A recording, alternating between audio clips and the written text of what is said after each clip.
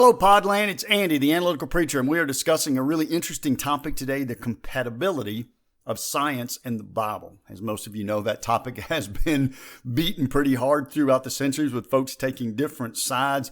Unfortunately, there's often sort of a motive or a political edge to the conversations. And so what I want to do today is just, as we always try to do, let's look at the Bible for what the Bible says about itself and see if we can come to some sort of a conclusion. To cut to the chase, and for those who aren't interested in a long podcast, are the Bible and science compatible? The answer is absolutely yes, they are compatible. And it's really actually more than that. Not only are science and the Bible compatible, the Bible actually sort of defines science, and the Bible actually lays the foundation for science. And the Bible actually instructs mankind, it instructs human beings to engage in scientific endeavors. So they're not just compatible. The Bible, in one sense of the word, really requires that humans be scientific. Let me lay a couple of verses down. Of course, we know in the very beginning of the Bible, Genesis 1, it speaks about God creating the heavens and the earth and so forth. We've talked about this in a different podcast, that in those early chapters of Genesis 1 and 2, the Bible lays out for us what becomes the first law of thermodynamics and the second law of thermodynamics and the law of biogenesis, etc. But it also says, Genesis 1, verse 14 says this, "And God said, let there be lights in the expanse of the heavens to separate the day from the night, and let them be for signs and for seasons and for days and for years." And then the verse goes on. There's another verse at the very end of Genesis chapter 1, in verse 28, after humans had been created, and it says, Genesis 1:28, "And God blessed them, and God said to them, be fruitful and multiply and fill the earth." We're all pretty familiar with that part of the verse. It's this part that I'm interested in. "Be fruitful and multiply and fill the earth, and subdue it, and have dominion over." And then he goes on to say, "the fish of the sea, over the birds of the air, of the heavens, and every living creature that moves on the earth." That's important. Again, we sort of all have this idea. Oh yeah, God said, be fruitful and multiply. So have kids and fill the earth up because you're made in my image. So fill the earth with my glory. And some folks will say, which is a very accurate way to put it, and God made us stewards. He made us sort of the on-site managers of his earthly creation. So God made us managers of his earthly creation. But then he also tells us how we're to manage it. Subdue the earth and have dominion over it. So if we put those verses from Genesis 1:14 together with the verse from Genesis 1:28, I believe God is literally saying this: the world is going to work in a mechanistic, routine way. Spring preceding summer, preceding fall, preceding winter, and then repeating itself in day following night, etc. Those things are not at the whim of the gods. It's not if I get angry or not angry that I'm not going to give you a season to plant and a season to harvest, or I'm going to put the world into utter darkness forever until you can please me again in some way. God is saying, no, the world will work in a mechanistic and routine fashion. Now, you be managers of the earth. Go figure it out. Subdue it. How? Through scientific and technical knowledge. Go subdue the earth through scientific and technical knowledge and have dominion over it. Take what you learn and apply it in being the managers of the earth. Take the raw material that I've created for you and create new things from it as you begin to subdue the earth through scientific analysis of how it works in this routine manner. A professor named Rodney Stark has written a couple of different interesting books along this topic. I think the one that hits closest to this idea is his book called How the West Won. And the purpose of that book is to say the reason that most of the early scientific and technological developments were made by Christian peoples is not because the Christian peoples are smarter than anybody else or there's something about their culture that was different. He says it was something about their religion that was different. Most religious individuals, pre-Enlightenment area, had a very fatalistic view of the world. It doesn't work in a consistent manner. It is at the whim of the gods. And there's no sense in us trying to figure it out to subdue it in a rational or scientific way, because that's not how the world works. Christians had come to believe, individuals like Francis Bacon, who developed what we call the scientific method, individuals like Bacon, very strong Christians and tremendous students of the Bible, had come to understand, actually, God tells us the world does work in a consistent and mechanistic way, and therefore we should be able to peel the layers back and better understand it. And so Professor Stark's claim, and again, I would highly recommend you read the book, How the West Won. His claim is that Christians tended to dominate that only because the Christian worldview said we can understand the world and then take advantage of that knowledge. It's also interesting, we speak about Francis Bacon, and it's not just that the Bible told us that you need to go be scientific in understanding how the world works in a routine way. But the Bible even lays the foundation for how we do that. When we think about Francis Bacon, of course, we always think about the scientific method, that we have a theory and that we test that theory. And if we ever falsify or invalidate that theory, then we know that's not right. But if we put a theory forth, and it is falsifiable, but it turns out that we can't falsify it, then we add that to our accumulated stack of scientific knowledge. The 20th century philosopher of science, Karl Popper, actually sort of put it this way in defining what was science and what's not science. Popper says, insofar as a scientific statement speaks about reality, it must be falsifiable. And insofar as it is not falsifiable, then it does not speak about reality. So for me to tell you this is true, or the God said this, or science proves this, you need to be able to say, how was that tested? Was it tested? Is it possible to falsify what you're saying? And if so, has it passed that falsification test? Exactly what. So Popper, in a sense, is summarizing Bacon, but Bacon was summarizing the Bible.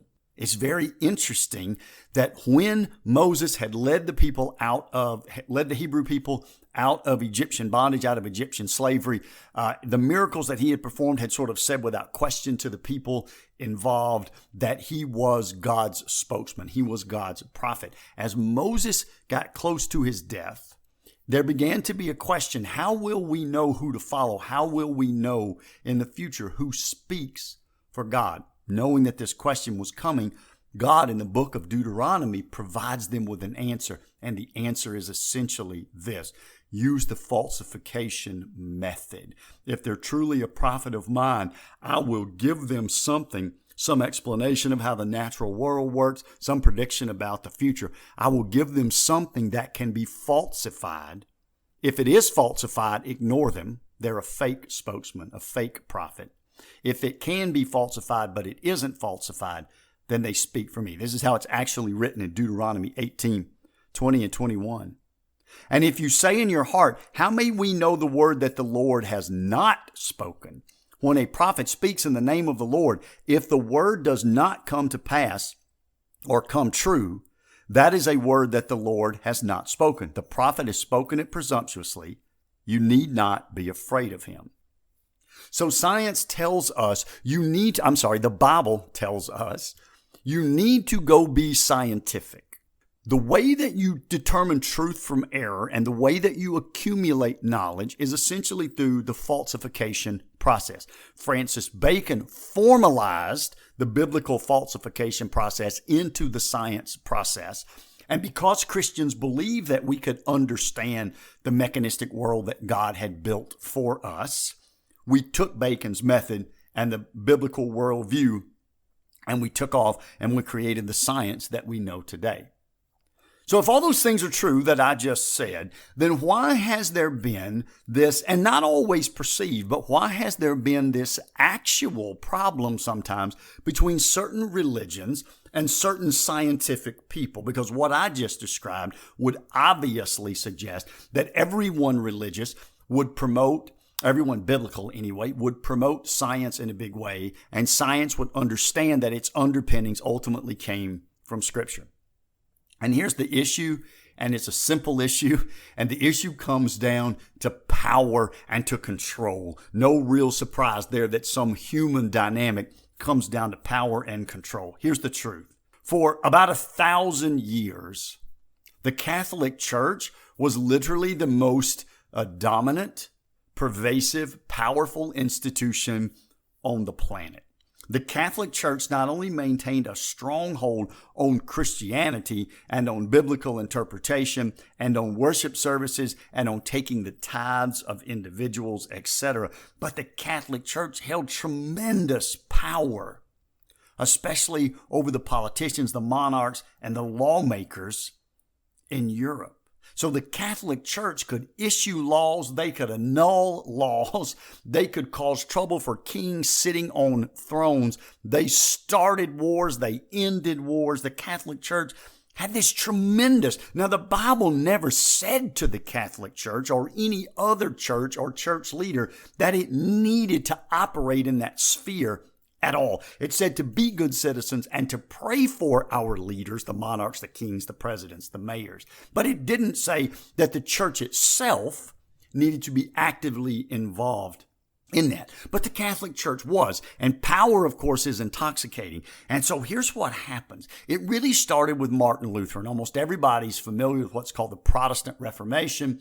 And Martin Luther mails his 95 Theses to the door of a church in Germany, October 31st, 1517, and Protestant churches began. Then, just a few years later, less than 20 years later, actually, King Henry VIII broke from the Catholic Church and essentially started his own church, the Church of England. You might know it as the Anglican Church, or Americans would really be more familiar with a word like Episcopalian Church. So in 1536, King Henry VIII pulled England essentially out of the church after there had already been on mainland Europe a Protestant revolt against the Catholic Church. And in just a few short years, the Catholic Church saw their power and their dominance just cut off at both knees. And in the panic of that happening, in the panic of them losing not only religious authority, but literally worldwide political authority, Copernicus publishes a book in 1543 that has the theory of the heliocentric model, that the earth is not the center of the universe, but that the sun is at the center of our little piece of the universe, and that the earth is actually going around it instead of vice versa. So when Galileo, a couple of different times in the 1600s, got in trouble with the Catholic Church over this idea. There's nothing in the Bible that the Catholic Church can point to that says, but this is where God says the earth is the center of. No, it doesn't say that in the Bible. But the Catholic Church thought, wow, we're already losing political authority in England. We're losing religious authority on mainland Europe. And now we're going to lose the authority to essentially tell people how the world works. So we're going to lose our scientific and our philosophical authority. And the Catholic Church simply said, we're not going to let this happen. And so though they weren't pointing to specific Bible verses to counter folks like Copernicus or Galileo, they fought nonetheless. And here's the interesting dynamic that's happened. Bible-believing individuals, Bible-believing Christians were never anti-science, were never against Galileo or Copernicus or anybody else who's done actual scientific discoveries using a falsification method. Bible-believing Christians were always in favor of science. The Catholic Church had a power struggle with some early scientists, which is understandable. But as I say, today the dynamic has switched, and here's what's happened. Today, it's science that is now condemning the Bible. Christians, again, Bible-based Christians, evangelical Bible-based Christians, are enthusiastic about science, believe in science in a tremendous way. But scientists now, they get upset. There's an interesting quote. Scientists for some time have been attacking Christianity. For example, when Stephen Hawking wrote his book about the brief history of time, Carl Sagan in the introduction talks about maybe one day someone like Hawking will discover a reason that we don't need a God anymore. There was no scientific evidence that that reason was going to come, but you could tell that Satan wanted it to come. He wanted science to have more power, more authority, more respect than some of the religious institutions in people's lives did. In a different book, Stephen Hawking himself, in a book called The Grand Design, writes this: traditionally, these are questions for philosophy, but philosophy is dead. Philosophy has not kept up with modern developments in science, particularly physics. Scientists have become the bearers of the torch of discovery in our quest for knowledge. Hawkins was not only saying science needs to take the place of politicians and of religious individuals, science even needs to take the place of philosophers, of social scientists. The hard scientists need to take control. Radical hard scientists, physicists, biologists, etc., have even made statements like, we don't need laws and lawyers. We can rationally, scientifically determine morality. They've said we don't need philosophers or poets or artists to tell us what is beautiful. We can scientifically, rationally determine what is beauty. Clearly, that's going way too far. And so today, in the day, the Catholic Church had seen that it was able to consolidate this power. And when the threat came that they might lose it, they panicked and they picked a fight they couldn't win. Today, scientists think that they're on the verge of consolidating that power for themselves. And one day we're not going to listen to political leaders, and we're not going to listen to religious leaders, and we're not going to listen to philosophical leaders, and we're not going to be led emotionally by the creative artists in our midst. But we're all going to look to scientists. And so scientists now try as hard as they can to downplay the Bible and Christianity. But here's the simple truth. There is no fight between the Bible and between science. Powerful men and women will always fight for power and control and prestige. But there is no fight between science and between the Bible.